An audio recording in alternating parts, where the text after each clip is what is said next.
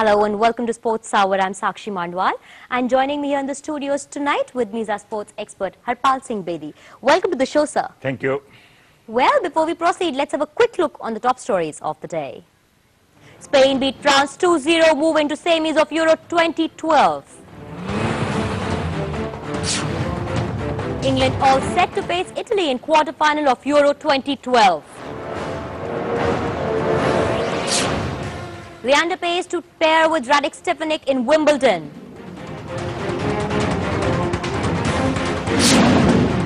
And Fernando Alonso wins F1 title in Valencia. And now moving on to the stories and details, Spain outplayed France 2-0 to move into the last four stage of the Euro 2012. With this win, Spain also inched closer to defend its European title. Both goals were scored by Xabi Alonso. He got his first midway through first half and then converted a 90-minute penalty kick to seal France's fate. The European and world champions now meet Portugal on Wednesday, with all eyes on how Spain will deal with Real Madrid star striker Cristiano Ronaldo.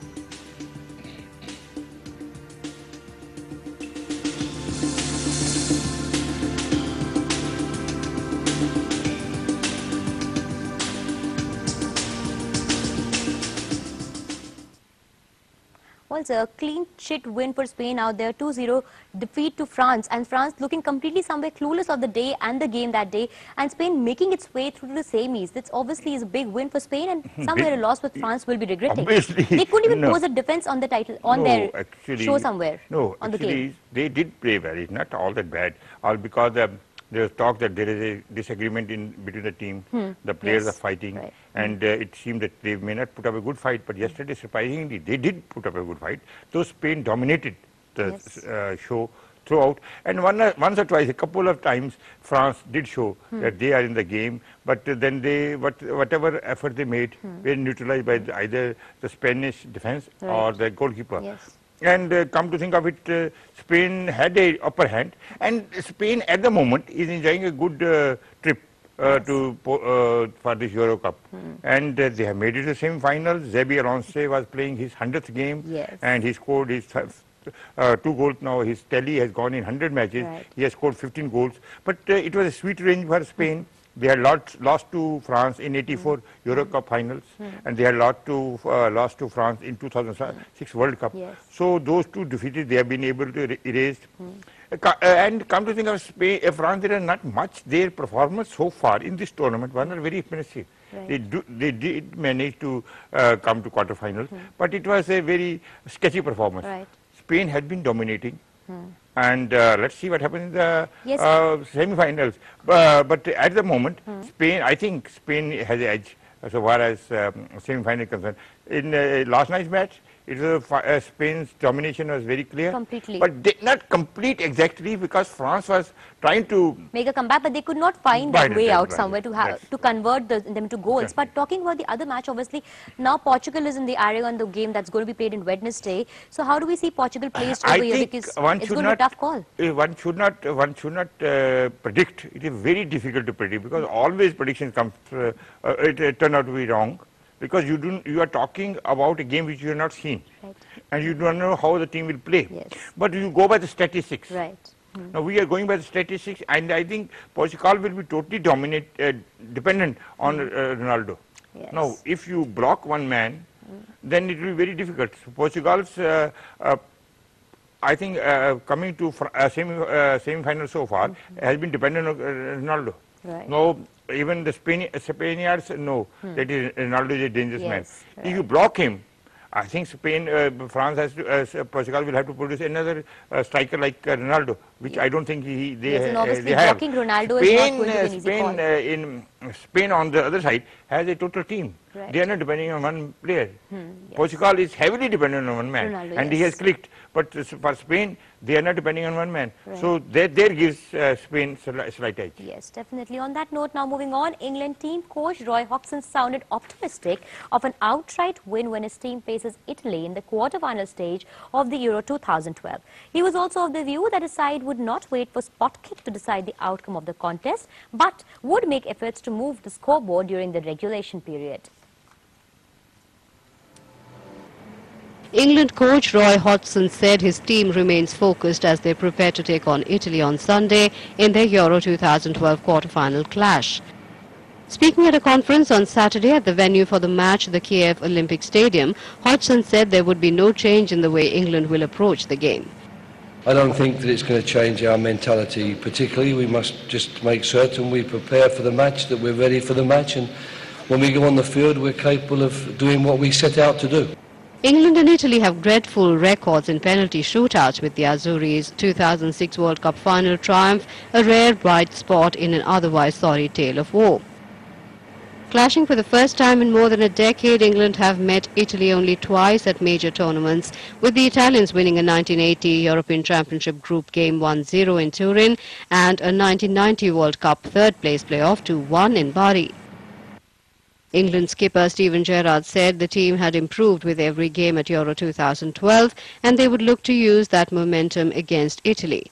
I think the level of performance of the team and the squad so far in the tournament gives me the confidence and the belief. I think in previous tournaments, I think the reason we've gone out is because the level of performance has been under what we're capable of.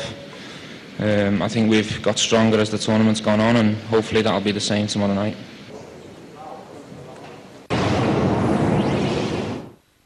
Controversial Italian forward Mario Balotelli wants to focus on the quarter-final match against England in Kiev on Sunday and refused to speak anything beyond that in the pre-match conference. Team coach H.S.Bedi Prandelli also wants the side to concentrate on the game because he feels England is a strong side. Coach also hinted at fielding Thiago Motta, who is recovering from an injury. Italian forward Mario Balotelli said on Saturday that he has grown up and is no longer a Peter Pan figure. The Italy striker made the comments with defender Andrea Barazili and coach Cesare Prandelli ahead of Italy's Euro 2012 quarter-final against England in Kiev on Sunday. Balotelli brushed off the comments and instead focused on his aims for Sunday's match that would pit Balotelli and a number of his friends against each other. I hope it's going to be a good match. They know me and I know them, and I just hope we're going to be nice and fun. I just hope we're going to win because I want to win even if they are my teammates. Italy coach Cesare Prandelli told reporters that his side would have to be brave as England were one of the most compact and organized sides at the tournament. The side we are going to take on has a lot of characters, a lot of good footballers. They don't just play people all over the place. It's going to be a meeting with a very tough side. We need to go into the game without any fear. We mustn't have any psychological hang-ups. Prandelli also said his team was going into the match well prepared and well staffed, indicating that midfielder Thiago Motta had recovered from a muscle injury and should be fit to play. Well, so obviously things right now are not very well placed for England right now, given by the way that controversy is all around Mario right now, and also the fact that Thiago Motta may or may not be present in the match. But all this keeping aside, England could come strong. Why not? Why not? There is no reason to write off England.